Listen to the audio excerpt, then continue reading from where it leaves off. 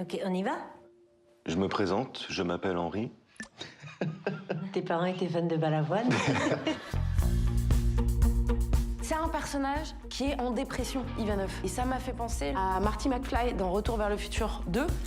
On a créé la compagnie quand on était étudiants et on a fait tous nos spectacles ensemble. C'est un casting qui est important, tout pari est sur le coup là. Le goût du risque. Ça te parle? Bah ouais, regarde-moi.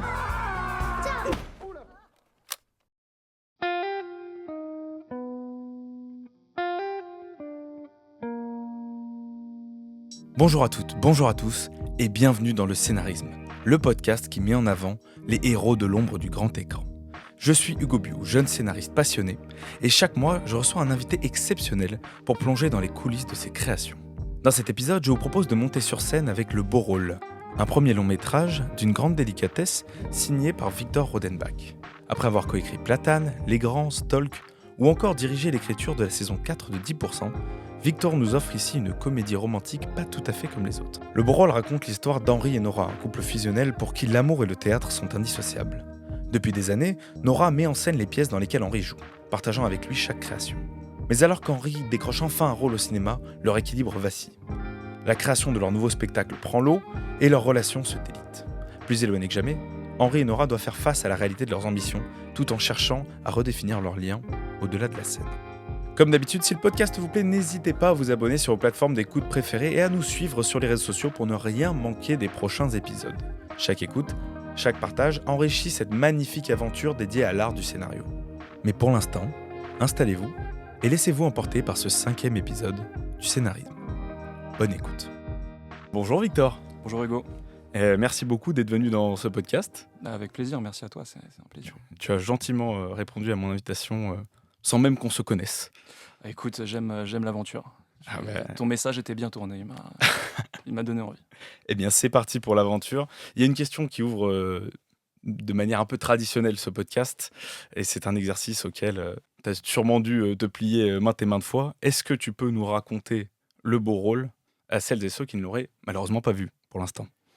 Bien sûr, avec plaisir. Le beau rôle, c'est une comédie sentimentale, une comédie romantique, de remariage, on pourrait dire, qui raconte l'histoire d'Henri et Nora. Nora, elle est metteuse en scène, Henri, il est comédien de théâtre. Et ils ont toujours tout partagé, le travail, la création, le théâtre et l'amour, puisqu'ils sont en couple. Et l'histoire démarre vraiment au moment où justement cet équilibre fusionnel est un peu rompu, quand Henri obtient pour la première fois de sa vie un rôle au cinéma. Un rôle au cinéma qui rend compliqué son implication dans la nouvelle pièce de Nora, qui est sa pièce la plus ambitieuse. Voilà. Et d'abord compliqué, puis impossible. Et pour Nora, qui a toujours tout mélangé, tout vu ensemble, et vu c'est la vie comme quelque chose de très fusionnel et dans un même geste, que Henri quitte son spectacle, ça veut dire qu'il la quitte aussi. Et donc le couple se sépare. Et donc voilà, et on suit donc ces deux personnages-là qui essaient, lui de son côté, de faire un film sans elle de faire un spectacle sans lui, avec la vie qui évidemment va les renvoyer l'un vers l'autre régulièrement, et qui va questionner leur capacité à trouver un endroit d'indépendance sans pour autant se quitter complètement, quoi. Eh bien voilà un magnifique résumé de ton premier film. Mais avant de faire ce premier long métrage, t'es pas non plus nouveau à l'exercice du scénario, à la réalisation peut-être, quoique pas exactement, mais on y reviendra peut-être. Avant ça, tu as donc été pêle-mêle scénariste sur Platane, sur Les Grands, tu as été directeur d'écriture pour la saison 4 de 10%, également créateur de Stalk ou encore Les Enfants sont rois. Ma question est donc toute simple, est-ce que tu pourrais expliquer à nos auditeurs et nos auditrices qui ne sont peut-être pas très familiers avec tous ces termes et tous ces postes, en quoi consiste respectivement donc le poste de scénariste, directeur d'écriture ou encore créateur? Donc, oui, bien sûr. Alors, pour parler concrètement sur chacun des projets que tu as évoqués, par exemple sur Platane, qui a vraiment été le premier projet sur lequel j'étais engagé en tant qu'auteur. C'était en 2013 et tu avais du coup? En 2013, et donc j'avais... Je t'envoie ton âge comme ça. Oui. Désolé, mais je me suis dit, ça devait être vachement jeune finalement. On a même écrit en 2012 en fait, Ok. et donc j'avais 26 ans. Très jeune pour une série qui, en tout cas moi, est une de mes préférées, France, tout temps confondu. Écoute, je sais pas si j'étais jeune, en tout cas c'était complètement miraculeux pour moi, parce que voilà, donc avec mon camarade et très bon ami Hugo Benamozig, avec qui j'étais en école de cinéma et qui a été auteur comme moi sur la saison 2 de Platane, on n'était même pas encore sorti, on était en dernière année de notre école. Quand on a eu cette opportunité de rencontrer Eric, qui s'est trouvé chercher des auteurs à ce moment-là et qui a eu la grande amabilité de nous choisir. Donc c'était vraiment miraculeux, quoi. En plus, moi, dans cette école, j'étais étudiant dans le département production. Donc j'avais passé mes 4 ans à écrire des choses et c'était un rêve d'écrire, mais j'étais à des kilomètres d'imaginer que ça pouvait être légitime pour moi de gagner ma vie en tant qu'auteur. Voilà. Ceux qui ont fait la même école que toi dans l'option scénario ont dû prendre très mal ce qui se passait, potentiellement. Je sais pas, ils faisaient aussi des choses très intéressantes de leur côté à ce moment-là. C'était pour mettre un peu de drama, là. Ouais, c'est ça, j'ai senti que tu voulais mettre de la dissension un peu dans ce groupe très soudé. Calmement. Donc, ouais, je sais pas si c'était jeune, mais en tout cas, c'est sûr, c'était miraculeux et c'était la meilleure école possible pour moi qui n'avais pas fait d'école de scénario, en réalité, de me retrouver dans une salle d'écriture, alors une petite salle d'écriture, puisqu'il y avait Hugo, Eric et Denis Imbert, son co-réalisateur, co-auteur, donc on était 4, qui était vraiment dirigé par Eric Judor, donc qui était à la fois, voilà, une espèce, on l'avait rencontré très peu de temps avant, mais qui a déjà pris une stature de mentor pour nous. Et voilà, pardon, je suis en train de m'éloigner de ta question, qui était plus scénariste, directeur d'écriture, exactement, et créateur. Donc sur Platane, on rentre dans une saison 2, donc c'est-à-dire c'est une série où il y a eu une saison 1 qui a posé vraiment ce qu'est la série. Il y a des gens qui l'ont vu, on en faisait partie, qui l'ont adoré, on en faisait partie aussi. C'est à la fois très clair ce qu'est le projet, ce à quoi il doit ressembler, mais aussi une de ses qualités, c'est de surprendre constamment, d'être dans le décalage. Donc il y a aussi une grande capacité d'invention et d'innovation, une place qui est laissée. Donc voilà, nous à ce moment-là, on rentre dans cette salle d'écriture avec Eric et avec Denis et on doit construire avec eux les histoires, d'abord des arches et ensuite des épisodes dans le détail. Et donc on n'a pas créé la série, c'est-à-dire que les personnages existent, qui est inspiré du personnage d'Eric, voilà, tout cet univers-là existe et on doit, par l'écriture, en gros, le perpétuer, quoi. Voilà. Et dans une logique de coécriture, de collaboration. Donc ça, c'est la position de scénariste. La position de créateur, c'est quand on est vraiment à l'origine du projet. Donc quand on imagine tous ces éléments qui composent une bible ou un projet de vente de série qui permet au premier diffuseur qui va s'engager pour la produire de visualiser de quoi ça va parler, quels en seront les protagonistes, voilà, une esquisse de ligne narrative, pourquoi c'est intéressant de raconter cette histoire maintenant. Voilà, donc tout reste encore à faire une fois qu'on a passé cette étape, mais mine de rien, il y a les fondations et l'univers, le sujet de la série qui est posé. Et ça, c'est ce qu'on appelle la création. Et donc, on peut à la fois créer une série et l'écrire après, ce qui a été le cas sur Les Enfants sont rois, par exemple, avec Judith Havas. Donc avec Judith, on a co-créé la série, puis on l'a écrite après en coécriture avec Benjamin Adam, qui a coécrit certains des épisodes avec nous. Ou on peut aussi juste créer la série sans forcément l'écrire par la suite, ce qui a été mon cas sur Stalk, où j'étais voilà, à l'origine du projet avec Simon Buisson, avec qui on a écrit, conceptualisé le projet qui lui a permis de naître. Mais pour différentes raisons, par la suite, j'ai pas pu m'engager sur l'écriture. Et donc Simon a écrit avec un autre auteur. Donc voilà, donc ça c'est scénariste, créateur et directeur d'écriture. C'est encore un autre cas. C'est tout l'intérêt de bien cartographier tout ça. Voilà, donc directeur d'écriture. Donc être directeur d'écriture sur une série qu'on n'a pas créée, c'est quelque chose qui arrive en général sur des séries, plutôt des grosses séries avec, qui sont assez pérennes pour avoir plusieurs saisons sans continuer d'être portées par les gens qui l'ont créé initialement. Et donc là, en l'occurrence, c'était sur 10%. Donc 10% qui a évidemment été créé par Fanny Herrero, qui en a été la directrice d'écriture pendant 3 saisons, qui au bout de 3 saisons a décidé de partir sur d'autres choses et de ne pas faire la saison 4. Et c'est uniquement pour cette raison-là que la chaîne, la production a dû trouver un nouveau directeur d'écriture pour la remplacer. Et donc là, ça veut dire évidemment coécrire donc tous les épisodes, coécrire les arches, et assurer aussi une forme de coordination et de cohérence de l'écriture au fil d'un processus qui peut s'avérer long, un peu tortueux, voilà, et nécessiter donc l'intervention de différents auteurs. Et donc il faut qu'il y ait quelqu'un qui soit là du début à la fin et qui assure cette cohérence, quoi. Voilà. Et en quoi tu pourrais différencier du coup la position de directeur d'écriture et celle de showrunner ? Alors, showrunner, je pense que showrunner, c'est quelqu'un qui a des prérogatives qui se rapprochent de la production et qui, donc, notamment, dont le travail se poursuit vraiment au tournage. Et c'est vrai que c'est quelque chose qui est assez dur à mettre en place en France, c'est finalement assez rare. Il y en a quelques-uns, il y a Eric Rochant, tout ça, et donc c'est souvent des gens qui aussi réalisent parfois leurs épisodes.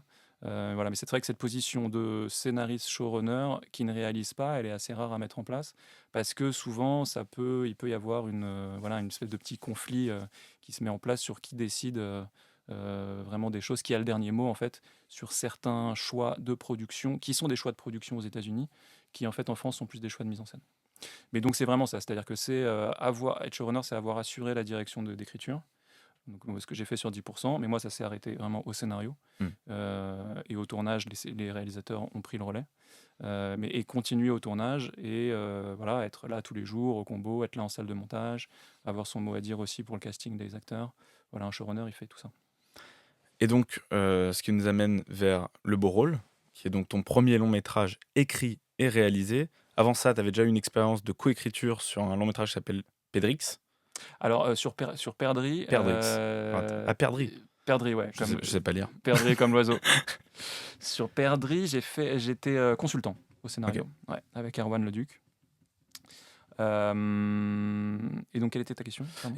Donc là, on peut encore rajouter une autre question là-dedans, mais du coup, le rôle de consultant, c'est comment est-ce que tu te places en termes de distance avec le scénariste de Perdrix? Alors, le consultant, alors, ça peut prendre différentes formes parce qu'il peut vraiment intervenir à différentes étapes de l'écriture du projet. Le principe du consultant, c'est qu'après, il ne va pas écrire, il va arriver avec du recul, il va analyser le projet tel qu'il est.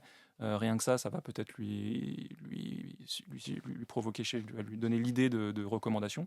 Et aussi, souvent, il réagit à une demande qui est une demande formulée par l'auteur, par le producteur, qui sont un peu dans une impasse, qui est un nœud qu'ils n'arrivent pas à dénouer, quelque chose qui manque au scénario, voilà, et qu'ils n'arrivent plus à avoir parce que voilà, tu le sais, quand on écrit, on a le nez dans le guidon, donc à la fois, c'est la meilleure position pour savoir ce qu'est le projet et évidemment le faire avancer.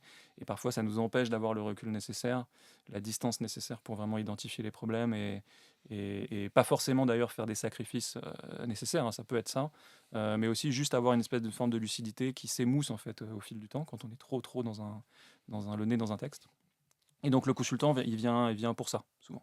Donc c'est une approche à la fois technique, à la fois aussi assez sensible, d'objectivité un peu, enfin non, parce que tu viens toujours avec ta subjectivité, mais en tout cas de recul sur un projet pour essayer de le débloquer, de le faire avancer. Voilà. Et là, en l'occurrence, avec Erwan, il était vraiment proche de la fin de son scénario, il avait un peu du mal à finir, et on a terminé le scénario ensemble, en fait. Voilà. Donc ça prend la forme de séances de travail, au cours desquelles moi j'arrive avec des recommandations, des idées, on se les confronte, ça donne naissance à d'autres idées, et entre les deux séances, le réalisateur peut retourner écrire, il revient avec une nouvelle version, et voilà. Et on avance comme ça. Et donc ça a pu te donner une première vue, un premier aperçu du travail sur le long métrage, parce que du coup, là, à ce moment-là, tu n'avais pas encore écrit de long métrage, en tout cas pas qui a été mis en chantier. C'est ça, les scénaristes écrivent beaucoup de choses qui ne se font pas. Et mais donc là, on arrive du coup sur ton premier long métrage, qui est donc Le Beau Rôle. Comment est-ce que toi, tu as travaillé, parce que quand tu travailles sur une série, tu es dans une logique d'arche, tu es dans une logique d'épisodes, sur un temps qui est relativement étendu, où tu peux créer beaucoup de matière pour beaucoup de personnages. Quand tu arrives comme ça sur un long métrage, même si tu en as potentiellement écrit avant, comment est-ce que tu arrives à, non pas à te restreindre, mais que tu arrives à changer ton codex et partir sur une casquette de scénariste de long métrage? Je ne sais pas si j'ai ressenti le besoin de changer quelque chose ou de me reconfigurer vraiment. Je pense qu'il y a quelque chose qui est en fait la vraie différence entre le long métrage et la série, c'est que en long métrage, on est censé écrire une histoire qui se termine, alors qu'en série, on est censé concevoir une histoire qui pourrait ne jamais se terminer. Ça devient peut-être de moins en moins vrai parce qu'il y a de moins en moins de saisons 2 qui se font, donc on sent qu'il y a quand même une appétence. C'est un sujet. Ouais, c'est sûr. C'est quelque chose que je regrette un peu d'ailleurs, je le déplore, mais il y a quand même, même si j'adore les mini-séries, mais c'est vrai que voilà, je trouve que ça atteint un tel niveau qu'on peut se demander l'intérêt qu'on aurait à envisager autre chose qu'une mini-série aujourd'hui, puisque ça se renouvelle quand même très peu.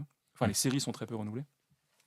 Donc, et moi, j'ai quand même le sentiment qu'il y a quelque chose d'assez naturel à imaginer une histoire appelée à se terminer. Tu vois, c'est presque plus contre-intuitif pour moi de travailler sur une histoire de série qui ne devrait jamais se terminer.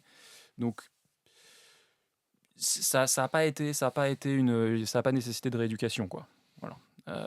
Et puis après, moi j'ai plongé dans la série rapidement. J'étais un amateur de séries tôt, déjà quand j'étais en école de cinéma.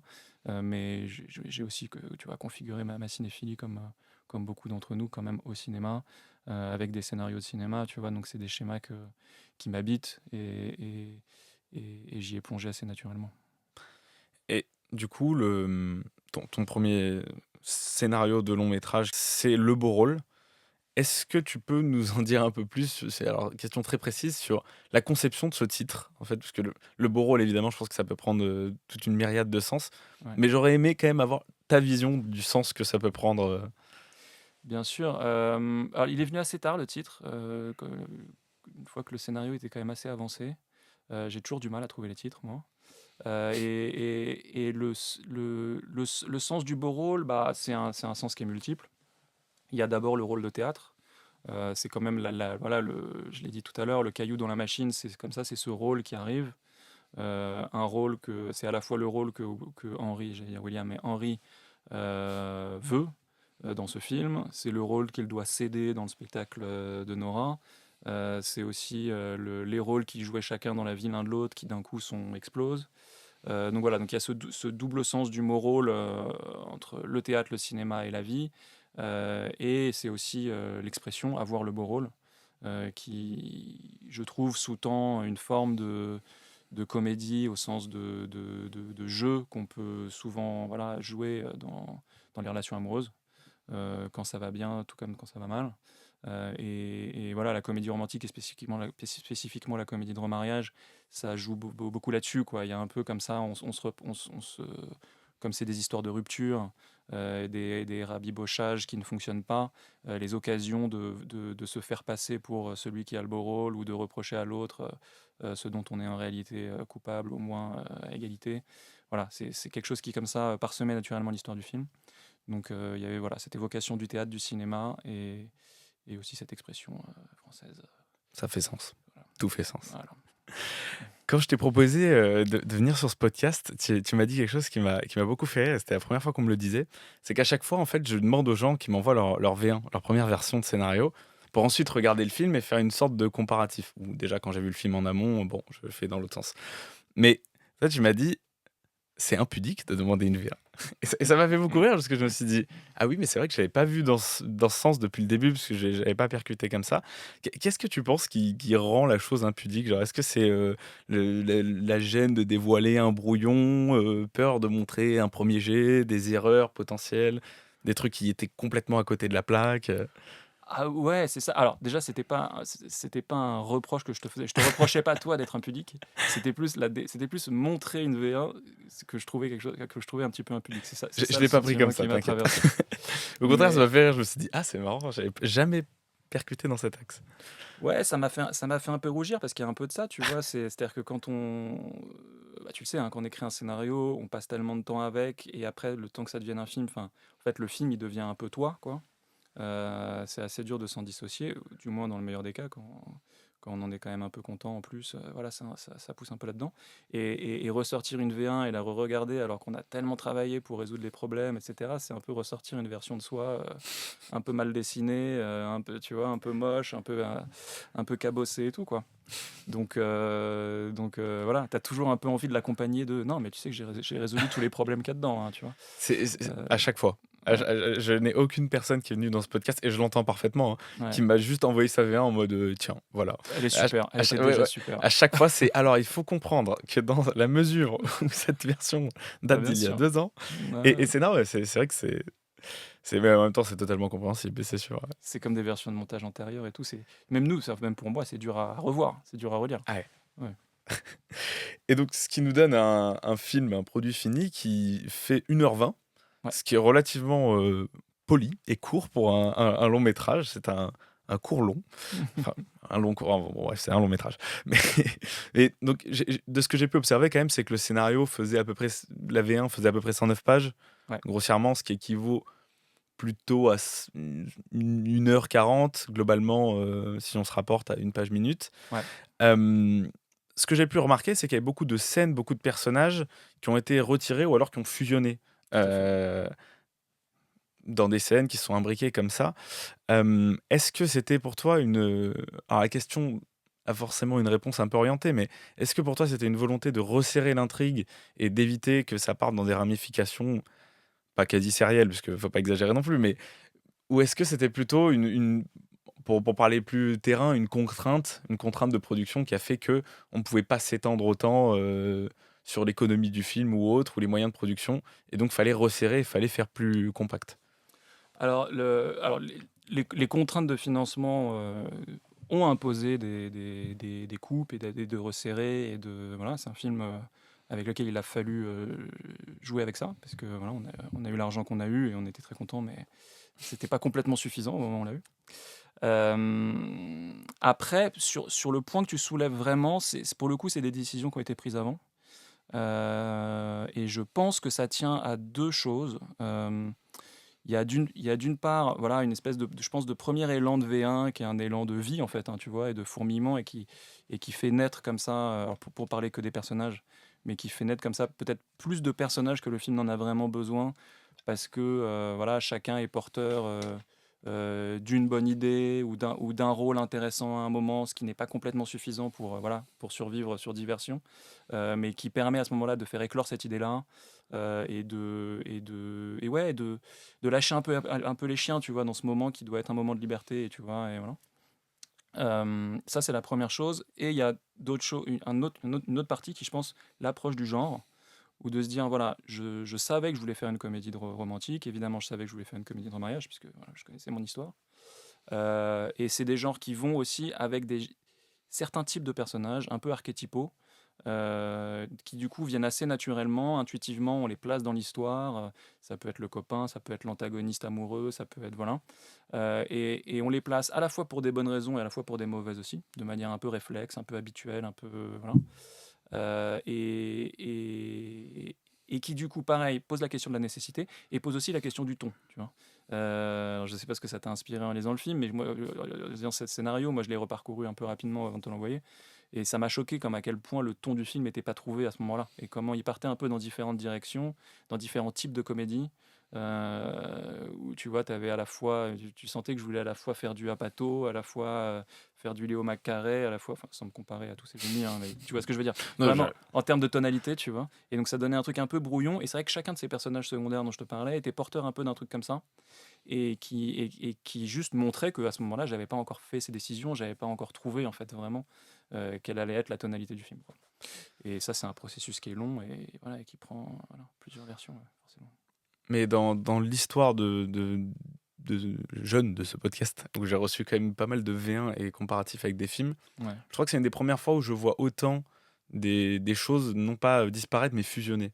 Ouais. Je pense par exemple, tu as une scène où William, voilà, pareil, la même boulette, le personnage d'Henry est en train de courir avec son meilleur ami et il s'essouffle très vite parce qu'il a un cardio catastrophique. Ouais. Et cette scène-là existe toujours, mais elle a été transposée dans une scène de course-poursuite sur des quais.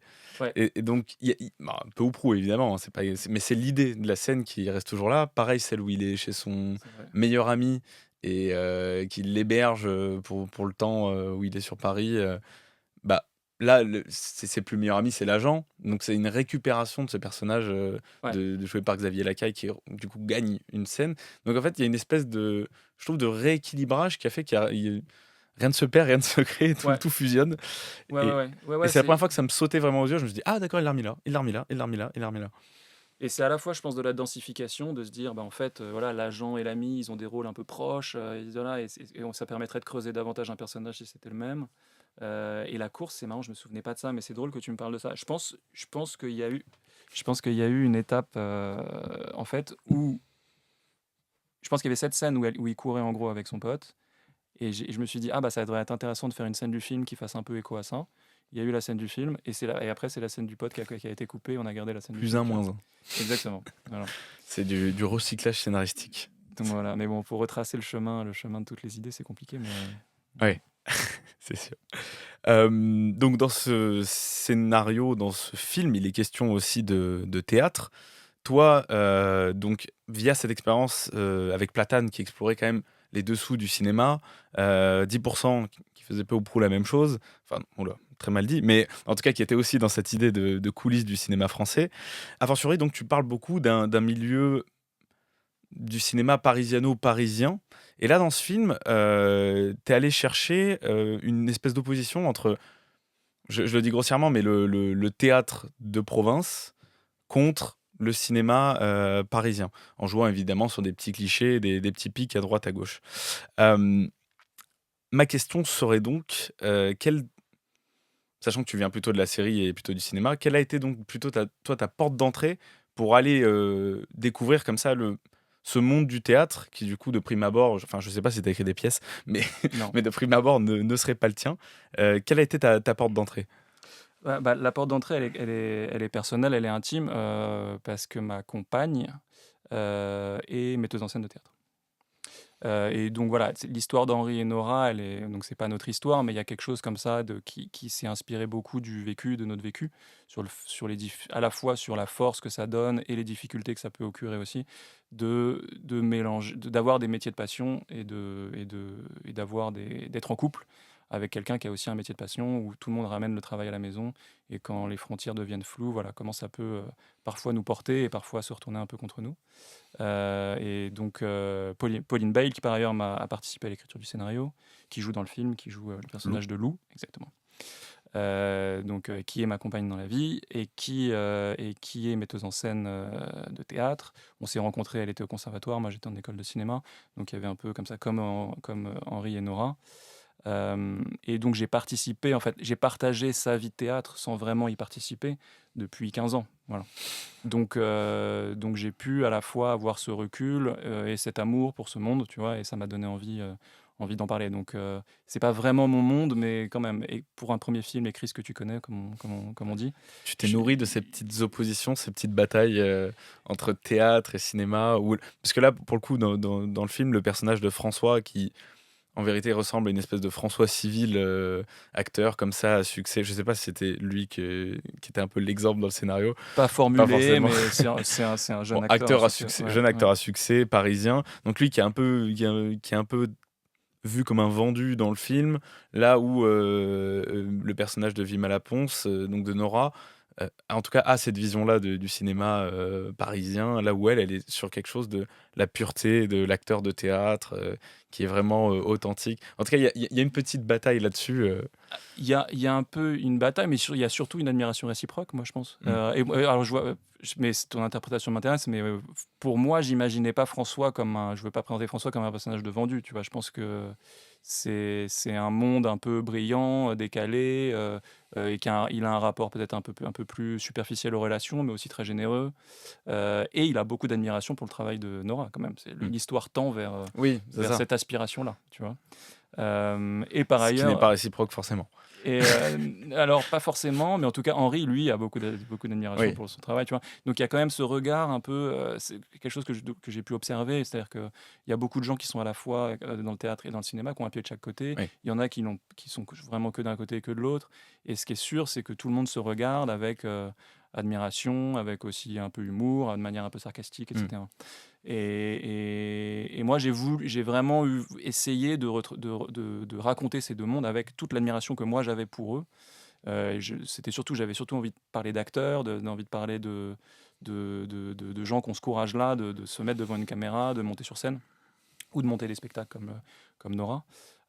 Et d'arriver à rire de chacun des mondes avec tendresse, tu vois, mais quand même c'est ce qui arriver participe à la comédie. Voilà, pointer le ridicule, mais essayer d'être un peu en match nul quand même. Oui, c'est vrai que globalement, on est à peu près sur un match nul. Ouais, toujours sur le théâtre, donc la scène que Nora monte, la pièce pardon que Nora monte dans le film, c'est Ivanov de Tchekhov. Alors, si on veut filer la métaphore, dans cette pièce, Ivanov éprouve une espèce de dilemme moral vis-à-vis d'Anna, qui est sa femme malade. Ouais. Et il doit faire un choix entre continuer sa propre vie ou assumer ses responsabilités auprès d'elle. Donc que ce soit s'engager davantage à son chevet ou alors embrasser une vie un peu plus frivole avec Sacha, dont il est tombé amoureux. Non pas que le personnage de Nora soit malade, la métaphore s'arrête évidemment là, mais je me suis laissé dire qu'il y avait d'autres pièces que tu avais potentiellement mis en shortlist. Donc il y avait Platanov, ou alors encore Don Juan évidemment.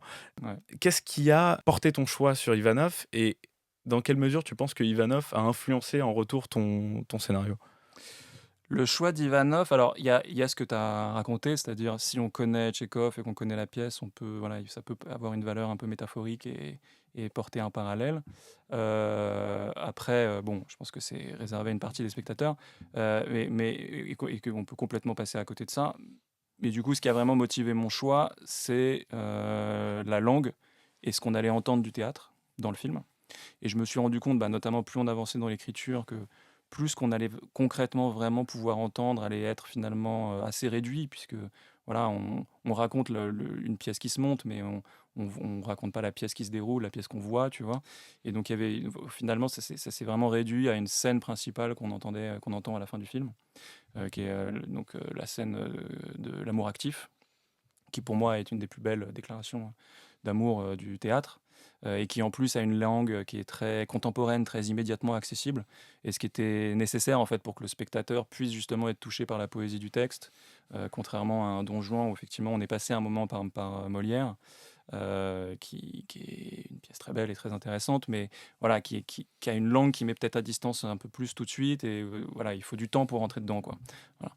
Et donc voilà, c'est une question, c'est un dilemme que j'ai eu pendant très longtemps, une question qu'on s'est posée jusque vraiment peu de temps avant le tournage avec les acteurs, dont la plupart avaient une bonne expérience de la scène, donc pour qui c'était des textes qui comptaient, qui résonnaient en eux. Et c'est vrai que notamment, j'en ai beaucoup parlé avec Vimala, qui avait lu donc, cette scène d'Ivanov, qui avait un autre statut dans une version précédente qu'elle avait lue, qui était une scène de répétition d'un casting, qui n'était pas du tout quelque chose donc, du spectacle. Le spectacle était autre chose.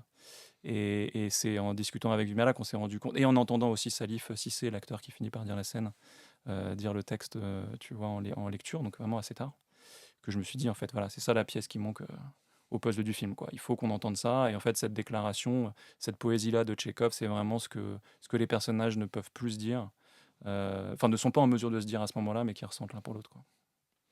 Et là donc ouais, ça a été un peu sur le tard du coup, où tu as pu Ouais, en fait, j'ai vraiment circulé, ouais, ça a été sur le tard. dialoguer avec, que ce soit ta compagne ou Vimala, qui du coup aussi est metteuse en scène de théâtre. Ok. Quand tu disais que ta compagne avait participé à l'écriture du scénario, question dans la question du coup, est-ce que c'est dans ces parties-là un peu théâtrales, typiquement la mise en scène de cette pièce de théâtre qui Oui, passe par des sols glissants, par une destruction et par encore autre chose, elle a mis un petit peu son regard là-dessus, ça a pu t'aider? bien sûr, ouais. Concrètement, en fait, le film, je l'ai coécrit avec Camille Lugan, donc, qui est scénariste, Ouais. juste pour reposer vraiment la configuration. Donc, c'est vraiment avec Camille qu'on a coécrit le film, du début presque à la fin. Il y a eu une consultation, enfin, il y a eu une intervention en tant que consultant de Vladimir Rollet au cours de cette écriture-là. Et c'est vrai que plutôt à la fin de l'écriture, quand je me suis retrouvé un peu seul avec le scénario, j'ai eu besoin que Pauline vienne faire une consultation pour m'aider à aller au bout. Alors, pour différentes raisons, parce que voilà, cette histoire, comme je l'ai dit, prenait sa source dans quelque chose d'intime qu'on partageait. Aussi parce que voilà, j'ai senti qu'à ce moment-là, j'avais besoin de son regard à elle, et de sa clairvoyance, et aussi de ses qualités d'autrice aussi dramatiques, puisqu'elle écrit ses spectacles.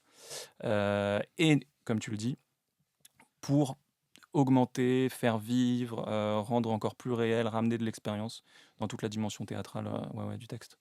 Donc le sol glissant existait déjà, mais à d'autres endroits, c'est sûr. Et évidemment, on a parlé du spectacle qui devait être monté. Mais bon, voilà, quand on approche de la fin d'une prépa, à la fin de l'écriture d'un scénario, que le tournage se rapproche, le réalisateur est quand même souvent de plus en plus seul avec son texte. Et voilà, j'en parlais avec Vimala, j'en avais parlé avec Pauline, mais il faut prendre des décisions si vite. Et il n'y a que nous qui pouvons vraiment les prendre, quoi. Donc ce qui nous donne au final une comédie romantique que toi tu qualifies de comédie de remariage, et là où j'ai pu lire ci et là que effectivement c'était l'appellation que beaucoup d'articles ont repris, comédie de remariage. Je ne vais pas avoir la prétention de dire que je connaissais le sous-genre de la comédie de remariage, mais j'ai pu percevoir en tout cas dans la dramaturgie que la question n'était pas suis-je amoureux de cette personne, comme on peut le voir dans une comédie romantique, j'allais dire de conquête, d'aller de l'un vers l'autre, mais plutôt pourquoi étais-je amoureux de cette personne. C'est plus ce qui va nourrir le film au final. Ma question, ce serait donc du coup, qu'est-ce qui t'a amené, non pas à ce genre du coup, parce que la comédie romantique, elle prend diverses formes et des beaucoup plus classiques ou mainstream, mais qu'est-ce qui t'a amené du coup à ce truc spécifique de la comédie de remariage? Quelles ont été tes portes d'entrée là-dessus? Écoute, c'est un genre qui, moi, que j'ai toujours adoré. Alors, déjà, c'est des références, donc c'est de la comédie américaine des années 30-40. C'est des films qui sont très drôles, qui sont très fantaisistes, très légers en apparence. Donc, que moi, j'ai eu la chance de voir relativement jeune, enfin, en tout cas, à un âge où j'avais pas encore une maturité d'analyse, tu vois. Et donc, c'était vraiment une espèce de plaisir un peu immédiat que je prenais de voir Cary Grant, James Stewart faire des bêtises et retomber amoureux avec des gens et des personnages qui avaient un peu l'âge de mes parents, quoi, tu vois. À un âge où je connaissais évidemment rien à l'amour. Non pas que j'y connaisse quoi que ce soit aujourd'hui. Et après, je pense que naturellement, je n'ai cessé d'y retourner parce que déjà, alors c'est aussi des films qu'on pourrait qualifier de bavards. Et c'est vrai que pour moi, le dialogue, la conversation, c'est quelque chose de très important. Dans l'écriture, dans le cinéma, c'est peut-être ce que j'aime le plus, en fait, je crois, au cinéma, tu vois, parce que c'est ce qu'il y a de plus important, quoi. C'est ce qu'il y a de plus important même dans la vie. J'ai l'impression d'arriver à être vraiment en conversation avec quelqu'un d'autre, arriver à vraiment s'écouter, s'entendre et lutter pour y arriver, échouer, et la drôlerie, la gêne qui peut en ressortir, c'est quelque chose qui vraiment est très très présent dans ce genre-là. Et que moi j'adore écrire, que j'adore me questionner en tant qu'être humain et tout. Et par ailleurs, dans l'approche de l'amour, et ça je pense que je me le formule que maintenant, c'était pas du tout conscient, mais l'idée de la transformation, en fait, est quelque chose qui m'intéresse beaucoup. C'est-à-dire que quand je faisais la promotion du film, ça m'est arrivé qu'on me pose la question de alors vous avez fait une comédie romantique, qu'est-ce que l'amour pour vous? Et je pense ne pas avoir répondu évidemment une seule bonne réponse à cette question quand on me l'a posée. Et avec du recul maintenant, si tu voulais me la poser, je pense que J'essaye d'avoir des questions un peu travaillées. Je me suis pris toute la tête pendant plusieurs jours. j'ai remarqué. Non, j'ai remarqué. J'avais pas envie d'arriver et de dire ah non, l'amour c'est quoi? Non mais voilà. Alors désolé du coup pour tous ceux qui ont posé la question avant. Je suis très belliqueux aujourd'hui, c'est terrifiant. Non, ce que j'aurais envie de répondre aujourd'hui, je pense que c'est être amoureux de quelqu'un, c'est avoir envie de changer pour lui. Ok. Ou être capable de changer. Ouais. Cette énergie-là, à trouver en soi la capacité à devenir quelqu'un d'autre sans se trahir pour quelqu'un d'autre et que ce soit réciproque. Devenir quelqu'un d'autre sans se trahir. Déjà, il y a... Ouais, évidemment, il y a un paradoxe. C'est pour ça. Sinon, ça serait trop simple. Oui. En tout cas, pas devenir quelqu'un d'autre, mais tu vois, changer, progresser, évoluer. C'est cette idée comme ça, qui est presque un idéal, en fait. Moi, j'aime beaucoup les films de James L. Brooks, et dans tous les films de James L. Brooks, on retrouve cette idée de devenir quelqu'un de meilleur pour l'autre, en fait. Et je pense que quand on veut faire une comédie romantique, ça s'exprime de la manière la plus claire et la plus existentielle dans le remariage, c'est-à-dire des personnages dont l'enjeu n'est pas ils se sont déjà rencontrés une fois, ils ont déjà eu le feu des premiers instants, qui n'était pas moins sincère, et là l'enjeu c'est est-ce qu'on est capable de commencer une seconde vie ensemble, en fait. Est-ce qu'on est capable de se retrouver? Est-ce qu'on est capable effectivement, tu as raison, de se souvenir pourquoi on s'est aimé, mais aussi de trouver de nouvelles raisons de s'aimer aujourd'hui, maintenant qu'on est qui on est aujourd'hui. Bon, voilà, tout ça, ça qui résume vraiment très bien, du coup, la dramaturgie de ce film, au final, parce que c'est l'histoire de... J'allais pas dire de deux personnes qui s'aimaient mal, puisqu'ils s'aimaient, on va dire, de manière un peu... les amours du début, passionnés, où on voit tout, on refus d'obstacle du défaut de l'autre, où on n'essaye pas vraiment jusqu'à ce que une nature qui a peut-être été endormie, par exemple, du côté de Henry, à savoir qu'il voulait être acteur de cinéma, qu'il avait cette ambition-là, bah, le jour où patatras, ça lui arrive de vraiment l'être, et bah, on se rend compte qu'en fait, c'était pas OK depuis tout ce temps. Peut-être que le personnage de... En tout cas, ça marche plus, ça peut plus marcher. Moi, je pense que ça a super bien marché entre eux. Et je pense que quand ils sont tombés amoureux, qu'ils faisaient tout leur spectacle ensemble, ça leur a donné une force. Il y a un diaporama au début qui le montre. Voilà, exactement, c'est ça. Ça marche super bien. Non, mais c'est génial, je trouve. Enfin, rien que là, on bascule un peu du côté réalisateur, mais je trouve ça très malin, du coup, de montrer toute une relation, tout un début de relation presque, en photo comme ça, où les photos, je les trouve relativement bien choisies. C'est quand même... merci. C'est quelque chose d'assez... c'est un trick de mise en scène que je trouve vraiment malin. Je trouve qu'à la fin, minute 5-6 du film, j'étais en mode bon, là, ils s'aiment énormément, ça ne peut que mal aller. Donc, Bah oui, c'était un genre, on aurait pu faire différemment, mais j'ai ressenti le besoin de quand même faire tomber amoureux, essayer de faire tomber que le spectateur tombe amoureux du couple avant qu'il explose, quoi. Et comme l'histoire commence vraiment quand ils se séparent, et ça Ouais. peut pas arriver à la 60e minute. Donc, et c'est déclenché encore plus tôt que dans la version dont j'ai pu avoir accès, parce que l'idée de je vais devenir acteur, enfin j'ai eu le rôle, il arrive quand même relativement vite dans le film, là où dans cette première version de scénario, c'est horrible, je te rappelle la première version de scénario, je te vois, non, c'est pas désagréable. C'est pas désagréable. Voilà, donc félicitations. Donc non, mais ça arrive bien plus tard, bien plus à rebours. Ce qui jouait d'ailleurs un autre jeu, parce que c'était donc le personnage, on balance la V1 comme ça. C'était donc le personnage de Nora qui commençait à avoir des énormes soupçons sur le Oui, fait qu'Henri avait une relation extra-conjugale, ce qui n'était il lui cachait, ouais. évidemment pas le cas, et ce qui au final était pire. Ouais, c'est ça. C'était Ouais, c'est pire de la tromper que de faire un film dans son dos. Ouais. c'est le drame était là. C'est ça. Question un peu plus terre à terre. Donc avec Camille, tu as écrit ce film. Pour dresser un petit parallèle avec quand même le film, le personnage de Nora, ou en tout cas dans ce film, on nous montre un peu la confection jour à jour d'une œuvre. Donc comment est-ce qu'on la fabrique, etc. C'est un podcast de scénario. Ma question, tu la vois venir gros comme un camion, mais quel était vous votre processus? Est-ce que vous vous asseyez à la même table du même café? À quelle heure vous vous retrouviez? Vous écrivez de 10h à 13h comme dans l'épisode précédent? Ou est-ce que vous aviez un schéma à remplir, un save the cat qu'il fallait suivre? Ou est-ce que vous étiez plus organique? Comment était la cuisine? Comment était la cuisine? On avait un petit bureau chez notre productrice, Elsa Klugertz, sans qui je n'aurais jamais pu faire ce film. Et donc on a eu la chance d'avoir accès à un petit bureau et on discutait. Donc on n'avait pas de tableau. Le tableau, il était un peu dans nos ordis, quoi. Mais voilà, ça s'est fait comme ça, en face à face, du moins pour toute l'étape d'écriture de synopsis traitement. Voilà, on était en présentiel, tous les deux. Ce jeu de mots. Voilà, ce jeu de mots vraiment qu'on adore. Et après, ouais, en fait, voilà, on a fait comme ça. On a dû faire un peu de drive aussi, de Google Drive à distance, forcément. Et après, une fois qu'on est passé en séquencier, on se repassait les versions, en fait. Donc, je sais plus qui a commencé, mais voilà, l'idée c'est que voilà, l'un travaillait sur une version pendant un temps assez conséquent, voilà, pour aboutir vraiment à une version, donc plusieurs semaines. L'envoyer à l'autre qui, à son tour, prenait un vrai temps pour aboutir à un truc. Et une fois qu'on était content, on envoyait à la production et ça marquait un chiffre de version. Et en amont de la création, donc étape même J-1, en fait, nous dans les écoles de scénario, on nous apprend souvent à faire des schémas avec premier acte, deuxième acte, troisième acte, les plus foufous en font 5, ou même des fiches où il faut remplir le personnage, sa caractérisation, son utilité. Donc toute une espèce de procédé très, très scolaire au final. Ouais.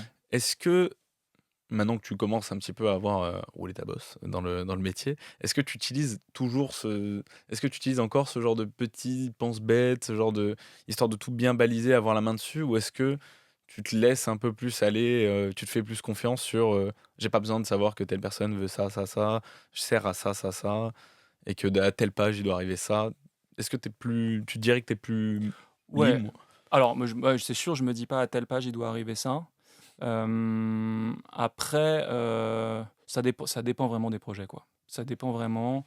Je pense que voilà, quand même, j'essaie de me raccrocher en général à ce que le film doit raconter, ce que le réalisateur veut raconter, si jamais je travaille avec un réalisateur ou une réalisatrice d'ailleurs, et de faire relativement confiance à l'intégration que je peux avoir des outils de dramaturgie qui en fait sont assez multiples, à la fois sont multiples et se ressemblent un peu tous pour servir ce but-là. Après, il y a toujours un moment où on se retrouve un peu perdu, où on se retrouve avec un traitement un peu qui déborde, où on perd le fil, on ne sait plus ce qu'on raconte, où on a trop de personnages. Voilà. Donc là, c'est pas mal de se rattraper à quelques schémas. Et là, pour le coup, franchement, il y a quelque chose. Moi, je crois vraiment que c'est très subjectif. C'est-à-dire qu'il y en a pour une raison complètement absurde qui va plus me parler à moi, et toi, ça va être un autre. Mais en fait, ça va aboutir un peu au même résultat. Moi, j'aime bien l'arc transformationnel. pour parler boutique scénariste. Je sais pas si tu connais Je suis ce- familier. voilà. Mais qui en fait, tu vois, voilà, est proche du voyage du héros, est proche de tous les autres. En fait, et je pense que ce qu'il faut surtout pas, c'est le prendre comme une recette, quoi. Ouais. C'est-à-dire, c'est quelque chose qui peut te permettre d'éclaircir un peu la ligne, de te rendre compte que si ça colle au début, bah, c'est un peu bizarre que ça colle moins 20 séquences plus tard. Et donc, ça ne veut pas dire que c'est pas 20 séquences plus tard que ton film est, en fait. Mais du coup, il faut te poser la question de la cohérence. C'est surtout ça, en fait. Je pense que c'est des outils qui te permettent ou pas de voir une forme d'incohérence ou de t'appuyer pour trouver aussi un peu plus de clarté, quoi. Enfin, un peu des diagnostics, mais Ouais, c'est ça. a posteriori plutôt que de se calquer là-dessus comme Exactement. Ah bah, c'est sûr. un modèle. Mais... Pardon, ouais, c'était pas très clair ce que j'ai dit, mais c'est Non, exactement non, ça. si, Tu l'as très bien résumé. C'est plus un diagnostic en cas de problème plutôt qu'une marche à suivre. Ouais. Faut vraiment pas entrer là-dedans. Parce qu'après, du coup, là, de la manière dont tu m'expliques, vous aviez plus une écriture qui était conséquentielle. Il fait ça, donc il doit aller, il va aller faire ça, donc il lui arrive ça, donc. À la fois oui, et à la fois il y avait quand même l'idée de le genre vient quand même aussi avec ses Oui. étapes. Il y a quand même aussi quelque chose que tu projettes dans. Alors forcément, tu projettes quelque chose dans le problème du personnage, mais je pense que c'est important de se poser la question de où est-ce que tu as envie Ouais. de l'emmener. T'as ta fin en amont ou est-ce que. Bah, j'ai pas la fin précisément, mais en fait, je trouve que, mais ne serait-ce que pour être sûr que ce problème initial a de la valeur, pour moi, il ne prend sa valeur qu'en écho avec un point d'arrivée, tu vois, c'est-à-dire, tu vois, la vérité du personnage, ce que tu vas vraiment raconter à travers de lui, ça va vraiment être un chemin entre deux points, enfin un peu plus de points, tu vois. Donc, il ne s'agit pas d'avoir précisément la fin, mais mine de rien, ça pose quand même dans ton esprit et dans ton inconscient, et puis à un moment aussi rapidement sur ta feuille, tu sais pas trop pourquoi, mais t'aimerais que, voilà, à ce moment-là du film, il soit à peu près dans une situation qui Ouais. ressemble à ça. Voilà. Et au final, dans la version, la situation ne ressemblera pas du tout à ça, mais en fait, tu te rends Ouais. compte que ça mobilise chez le personnage exactement la même chose, mais tu en auras juste fait une scène intéressante et qui, pour le coup, sera arrivée de manière conséquentielle. Conséquentielle. Ouais, parce qu'après, oui, il y a toujours cette idée de quand tu commences à écrire une version, c'est plus un amas de scènes qui te dit bon, avec telle scène, telle scène, telle scène, telle scène, j'ai Ouais. l'impression qu'on peut avoir un film. Et après, l'idée, c'est de. Souvent, là, je parle un peu de moi, désolé. Je t'en prie. Mais des fois, si tu vas avoir une scène ou une séquence qui est lointaine, où tu sais qu'elle est pas encore arrivée, elle est vers la page 60, elle attend. Ouais. Et je la vois un peu comme une petite île déserte qui attend comme ça, seule. Et tu te dis, mais comment arriver jusque-là? Comment Et je vais nager jusque-là, quoi. ouais, et en général, la nage est souvent catastrophique de prime abord. C'est du dos crawlé, papillon mélangé. Mais donc, l'idée, c'était plutôt de. Voilà, ma question s'orientait là-dessus, sur quels outils pour bien nager. Bah ouais. Bah, en fait, un film, c'est souvent le trajet d'un personnage, mais Ouais. c'est aussi l'histoire de ses relations. C'est pour ça que l'arc transformationnel est intéressant, parce qu'il y a cette histoire de triple arche entre l'intrigue externe, voilà, les péripéties dans lesquelles il se retrouve, et l'arc interne, intime, lui par rapport à lui-même, et l'arc relationnel, qui, dans sa relation aux autres personnages, doit faire ressentir aussi l'évolution du thème et comment ça résonne chez lui et tout. Et donc voilà, tu as un personnage, tu veux l'emmener sur ton île déserte, ton personnage. Mais après, si l'objet de ton film, comme c'était le mien, c'est quand même une relation avec Oui. quelqu'un, tu vois, tu te rends compte, bon, en fait, ouais, je suis en train d'écrire une histoire, mais quand même, ce que je vais filmer, en fait, et ce à quoi les gens vont s'intéresser, c'est l'évolution d'un couple, qu'ils soient ensemble ou pas. Et donc, assez naturellement, tu te dis, bon, ils se séparent, ils se retrouvent pas. Tu vois, et tu as des espèces de grosses lignes, de grosses étapes qui sont évidemment d'abord pas du tout subtiles, et voilà, mais qui se posent un peu dans ta tête de manière un peu nécessaire, parce que c'est le cœur de ton film, quoi.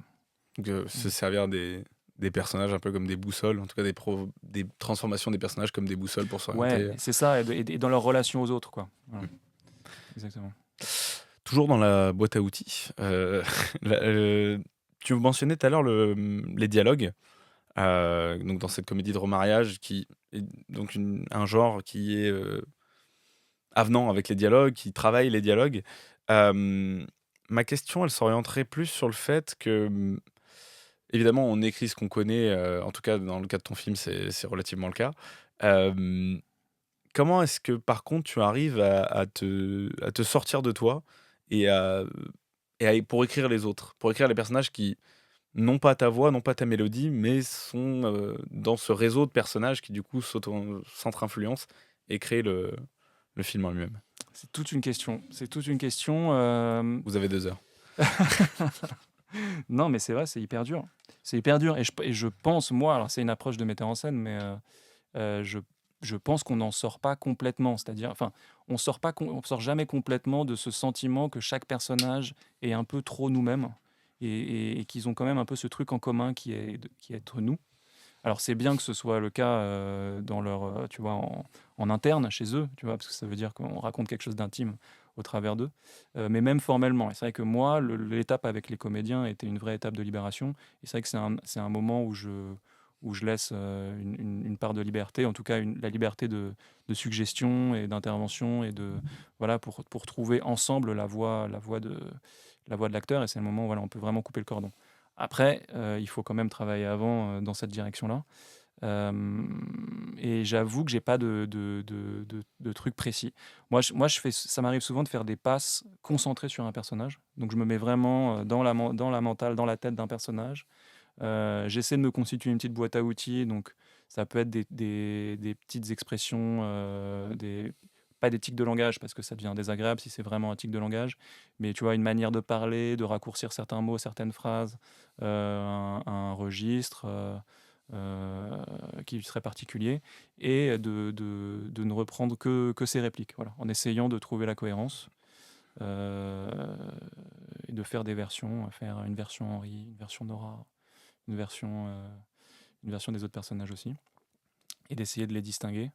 Et de leur donner leur propre voix. Mais je pense qu'il n'y a pas de recette par rapport à ça. Toujours pas. Ouais. Je joue un peu, mais moi je m'embarrasse vite. Ouais. J'essaie de jouer les répliques à l'oral aussi. Et essayer de trouver une singularité comme ça. Ça peut être utile de sortir de sa tête. Que ça fasse un peu plus parler. Ouais, c'est ça. Toujours encore dans la boîte à outils. Non, mais il y a 2 trouvailles dans ce film que j'ai trouvé... Il n'y en a pas que 2, je te rassure. Mais que j'ai trouvé très charmante. C'est le jeu du « Où suis-je » Alors, pour expliquer à ceux qui n'ont pas encore vu le film, il y a le personnage de Nora, dans la première scène du film, je ne spoil rien du tout, qui prend une photo quelque part dans le théâtre et qui l'envoie à Henri en lui disant « Où suis-je ?» Et elle doit retrouver, c'est un petit jeu de piste. Et aussi, autre petite trouvaille du coup que j'ai un peu couplée, c'est un moment où ils se regardent, là aussi dès le début du film, aucun spoil, et par télépathie, il y a des sous-titres qui apparaissent à l'écran, donc là c'est peut-être un peu plus une note de réalisation. Quand j'ai vu ça, je me suis dit, la probabilité qu'il ait pris ça en note un jour et qu'il l'ait ressorti au moment où il écrivait son long métrage, elle est tellement élevée, il faut que je vérifie. Ça a dû être noté quelque part, ouais. Ça a dû être noté quelque part. C'est des notes iPhone? Ouais, je pense que c'est une note iPhone, ouais, en plus. Ouais, c'est possible. C'est tout à fait possible. Ça remonte un peu, donc je peux pas te le dire à 100%, mais ouais, c'est sûr. Mais qui sont 2 magnifiques petits moments qui reviendront plus tard dans le film pour ne rien dévoiler, de comment faire éprouver la complicité plutôt que l'expliquer de manière totalement didactique. Là, on a vraiment ce petit jeu très mignon. Il n'y a pas de question. Ouais, merci. C'est une remarque, il n'y a pas de question. Merci, c'est gentil. Autre scène qui n'était pas dans cette fameuse V1, c'est une scène cette fois-ci qui, moi, là je trouvais ça, je trouvais que c'était des belles idées de mise en scène, mais cette scène-là, pour le coup, moi, elle m'a vraiment attrapé, et un dialogue en particulier, c'est la scène du tournage à la fin. Là aussi, on ne dira pas d'où ça vient, où ça va, avec le personnage de Bruno Podell-Alides. Le dialogue, je l'ai revu, je me le suis repassé. J'aimerais qu'on le passe, si tu nous le permets. Bien sûr. Et on en discute tranquillement après. Écoute, on a presque fini ce film. Je peux te le dire maintenant. Tu gardes ça pour toi. Ouais, bien sûr. Mais je n'ai aucune idée d'où je vais. T'es sérieux là? Ouais. Je suis pas le seul, hein. Je pense que personne ne sait ce qu'il fait. Et je peux pas le prouver parce que personne n'osera jamais le dire. Non, arrête, t'es inspiré, ça se voit. Tu parles. C'est sûr, je peux avoir des idées. J'ai même plein d'idées. Je saute d'idée en idée, mais au final... On verra bien, je sais pas. Je sais pas.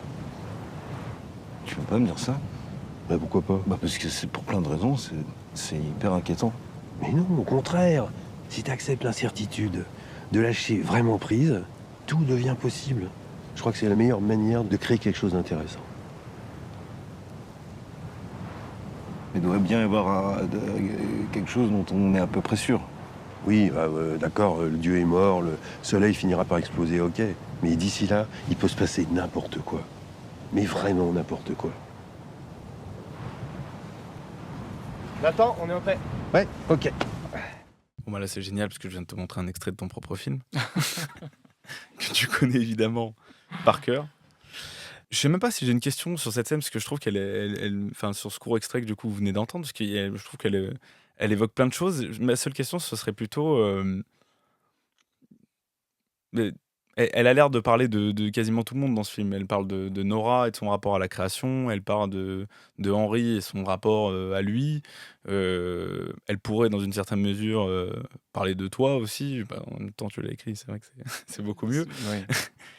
Ma question, ce serait plutôt de savoir à quel moment du processus d'écriture, sachant qu'elle n'était pas dans la V1, tu as sorti cette scène. D'où est-ce qu'elle arrive, où est-ce qu'elle part? Le moment, j'aurais du mal à te le dire, mais c'est une scène qui a évolué en tout cas par couche et par désir de ce qu'on voulait en faire. Je pense qu'il y avait une première impulsion d'avoir un moment qui raconte que Henry est arrivé à un endroit qui ne soit pas que âpre dans son rapport au cinéma. Parce qu'on l'a quand même beaucoup vu galérer. Il a fini par avoir une bonne expérience sur son tournage, mais on l'a vu quand même être un peu nul, avoir du mal et tout. Voilà. Et c'était important de raconter, alors qu'il s'apprête à retrouver Nora juste plus tard dans le film, que... peut-être la retrouver. Maybe. On coupera peut-être. De raconter que il a trouvé sa place, que quoi qu'il décide par la suite, c'est pas parce que cette expérience a été non concluante, difficile. Voilà. Il est pris pour un autre rôle avec un réalisateur avec qui il a une bonne relation et qui vient lui dire que on sent qu'il est content de lui et il lui donne un conseil de vie. Tu vois. Voilà. Donc ça, c'était la première intention. Après, la deuxième intention, évidemment, pour twister ça, je me suis dit, ça serait quand même drôle que le conseil de vie soit à la fois un vrai conseil de vie, un conseil de vie qui finisse par l'aider peut-être plus tard dans le film, mais que sur le coup, ce soit très déstabilisant, quoi. D'où cette idée d'un réalisateur qui installé, qui a l'air de savoir exactement ce qu'il fait et qui confie à son acteur qu'en fait il n'en a aucune idée, et parce que je pense que quand même les actrices se reposent beaucoup sur l'assurance qu'ont les réalisateurs avec qui ils travaillent pour faire ce qu'ils leur demandent. Voilà, si d'un coup il y avait une espèce de révélation générale qui disait à tous les acteurs que les réalisateurs font absolument n'importe quoi, ça serait un peu inquiétant pour la profession. Donc voilà, cette espèce de confession, ce décalage que ça crée, évidemment, ça crée de la comédie. Mais derrière cet inconfort, quand même, il y a cette leçon de vie qui est que il faut lâcher prise, il faut pas être trop sûr de soi, il faut pas penser avoir trouvé les solutions à tout, parce qu'en fait, on sait pas ce qui peut arriver. Et c'est vrai qu'on a un Henry qui jusque-là s'entêtait dans une décision qu'il avait prise, qui était de partir, de quitter Nora, et voilà. Et c'est vrai que plus on avance vers la fin du film, plus j'avais envie que l'un comme l'autre ait des raisons de remettre en question cette décision. Donc voilà, cette réinvention dont on parlait, cette capacité à peut-être améliorer, à devenir quelqu'un d'autre sans se trahir, voilà, tout ça. En fait, cette recommandation du réalisateur, elle tape un peu dans le thème, quoi. Est-ce que tu es d'accord avec le discours tu vas un peu donner la réponse, mais de Bruno Bodalides là-dedans, personne ne sait vraiment ce qu'il fait, mais personne n'osera le dire aussi, parce qu'il y a aussi ça que j'ai trouvé brillant dans cette réplique-là, c'est cette idée de... Ça enlève la pression à beaucoup de monde, en tout cas, ma chère. Ouais, lui, ça le libère, en tout cas. Voilà, mais ça se voit que ça le libère, et je pense que tous les gens qui regardent ce film et qui ont des véhémences de création, etc., entendre quelqu'un qui, dans le personnage, a une figure d'autorité, de réalisateur, dire qu'il a pas une idée extrêmement précise de ce qu'il veut faire, ça relâche énormément de pression, en tout cas. Oui. Je pense que la vérité est entre les deux, mais c'est sûr, de l'expérience de réalisateur, c'est devoir constamment répondre à des questions et devoir y répondre en ayant l'air de savoir exactement et d'avoir réfléchi exactement à cette question et d'être sûr de la réponse. T'as froncé les sourcils quand t'as dit ça. Tu fronces les sourcils sur un plateau. C'est comme ça que je suis sûr de ce que je dis. Robe rouge. Et donc, c'est Bertrand Blier qui disait ça, je crois. Il y a quelque chose comme ça, c'est pour ça qu'il s'était laissé pousser la barbe et qu'il fumait la pipe, quoi, parce que ça lui donnait l'air, lui, plus sûr de lui, quoi. Alors qu'en fait, il répondait à plein de questions sans en avoir aucune idée de ce qu'il voulait, de ce dont il avait envie, de ce dont le film avait besoin à ce moment-là. Donc, Il faisait des interviews sur la fin de sa vie où il disait souvent, je savais pas du tout quoi faire et je me disais, qu'est-ce qu'il ferait ce con de Lynch. Il l'a dit dans une interview. Et là, pas mal. c'est un peu dans l'esprit de ce que dit ce personnage à ce moment-là. Très très drôle. Et bah oui, voilà, il y a un peu de ça. Je pense qu'il y a des moments où on sait très bien ce qu'on fait, puis il y en a d'autres où on sait pas et c'est d'accord. Et c'est ok, quoi. Il C'est ok. faut sauter dans le vide. Le beau rôle, donc. Toujours ton premier film, hein, je l'ai répété au moins 8 fois depuis le début de ce podcast. J'en ai pas fait de deuxième depuis le début du podcast. On y arrivera après. Un petit court-métrage rapidement, les fans. Le podcast.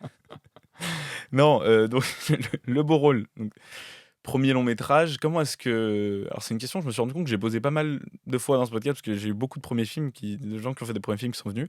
Comment est-ce que toi, tu as vécu... Parce que d'habitude, tu avais cette casquette de scénariste un petit peu plus en retrait, quoique non, on va dire, du résultat final, parce qu'il y a plein de choses sur lesquelles tu n'avais pas la main.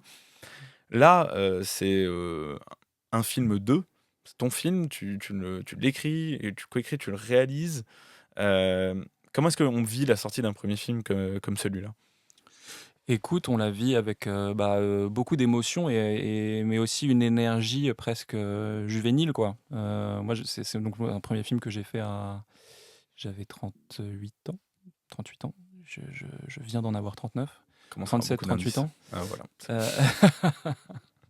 Donc voilà, je me considérais pas comme vieux, mais ce qui est sûr, voilà, j'avais déjà passé mes plus jeunes années, et c'est vrai que c'est ça qui m'a surpris, quoi. C'est à quel point, voilà, l'idée de la première fois, l'énergie que ça a réveillé chez moi, et la joie, parce que voilà, au final, j'étais tellement heureux d'avoir pu travailler avec cette équipe, travailler avec ces acteurs, de pouvoir partager ce film. Ça m'a vraiment reconnecté à quelque chose de juvénile, et aussi beaucoup de peur, mais qui est aussi quelque chose de juvénile finalement. Un saut dans le vide, parce que comme tu dis, un film 2, ou en tout cas réalisé par, et ce qui est sûr, quand le film sort, avec les acteurs, en tout cas on est en première ligne, et on est un peu devenu aussi son film, quoi. Donc on s'expose au monde d'une manière particulièrement intime et personnelle. Donc c'est un peu vertigineux. Mais voilà, maintenant que j'ai un peu de recul, le film est sorti il y a 6 mois maintenant, je pense. Il est sorti le jour de mon anniversaire. C'est pas vrai. C'est un signe. Oh là là, on partage ça à tout jamais. Voilà. J'allais dire qu'avec un peu de recul, le jour de la sortie était un jour heureux. C'était un beau cadeau. La sortie était très heureuse. Victor, on arrive malheureusement vers la fin de ce podcast. J'en aurais bien repris 1 heure, pour être honnête. Non, moi aussi. C'est gentil. On refera ça pour le deuxième film. Eh ben, il l'a dit, il doit le faire. Ma question est donc toute trouvée, puisque tu viens de m'offrir une magnifique passerelle. C'est quoi la suite ? En plus, c'était un peu présomptueux de ma part de dire... je regrette d'avoir dit ça. Ne regrette pas, il va le faire, il va y aller. Pas de le faire, mais voilà, comme si je savais déjà que j'allais en faire un deuxième. Non, ce serait une immense chance d'en faire un deuxième. C'est le corollaire un peu de ce que je disais tout à l'heure. C'est-à-dire que vraiment, je touche le bois. Ça m'a rendu très heureux de faire ce film, donc j'espère avoir le pouvoir en faire un autre. Après, moi, je me considère aussi comme auteur, comme scénariste. Et quand j'ai fini le film, je me suis tout de suite remis à écrire sur des nouveaux projets, avec des amis avec qui j'aime écrire, avec des nouvelles personnes que je rencontrais. Enfin, voilà, moi, cette position de scénariste, c'est une position que j'aime, qui me rend très heureux, et que j'ai envie de continuer d'investir, quoi, dans laquelle m'engager. Donc voilà, il faut trouver un équilibre entre tout ça. Donc là, actuellement, je travaille sur plusieurs projets en tant que scénariste, et je suis en train de commencer à tirer le fil d'une idée d'un film que peut-être je pourrais réaliser un jour. Mais on retouche le bois. On retouche le bois. Mais c'est trop tôt, évidemment, pour en parler. Mais en tout cas, l'envie est là. L'envie est là. Merci beaucoup, Victor. Merci à toi, Hugo. Merci à tous d'avoir suivi le scénarisme. J'espère que cette discussion autour du beau rôle vous aura inspiré et offert des clés précieuses pour mieux comprendre l'art de raconter des histoires. Pour ne rien manquer des prochains épisodes, pensez à vous abonner sur votre plateforme d'écoute préférée et à nous suivre sur les réseaux sociaux. Vos écoutes et partages aident énormément le podcast à grandir et à toucher un public toujours plus large. Nous, de notre côté, on se retrouve le mois prochain avec un nouvel invité passionnant. D'ici là, portez-vous bien, restez curieux et à bientôt dans le scénarisme.